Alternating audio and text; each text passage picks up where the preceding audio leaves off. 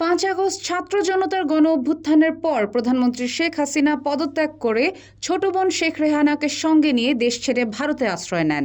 বর্তমানে ভারতে অবস্থানরত শেখ হাসিনাকে বাংলাদেশে ফেরত আনার প্রসঙ্গে মুখ খুলেছেন অন্তর্বর্তী সরকারের প্রধান উপদেষ্টা ডক্টর মোহাম্মদ ইউনূস।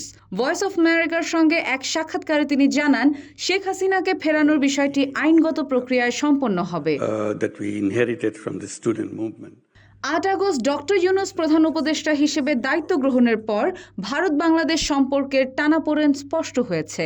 শেখ হাসিনার প্রত্যর্পণ বিষয়ে তিনি বলেন, এটি সম্পূর্ণ আইনগত বিষয় আর বাংলাদেশ আইন অনুযায়ী তাকে ফেরত চাইবে। তিনি আরও যোগ করেন, যে কারণগুলো এসব ঘটনার জন্ম দেয় সেগুলো সমাধান করা জরুরি, যাতে এ ধরনের সংকট আর না ঘটে।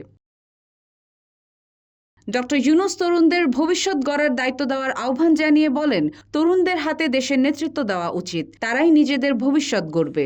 The whole theme of the government that we inherited from the student movement.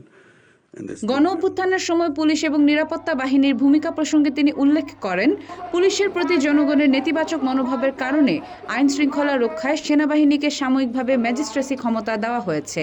সেনাবাহিনীর এই ক্ষমতা 2 মাসের জন্য কার্যকর থাকবে বলে জানান তিনি। 5 আগস্টের হত্যাকাণ্ড সহ পুলিশের বিরুদ্ধে ওঠা অভিযোগের বিচার হবে কিনা এমন প্রশ্নের জবাবে ডক্টর ইউনূস বলেন, অপরাধীরা যেই হোক তাদের বিচার হবে।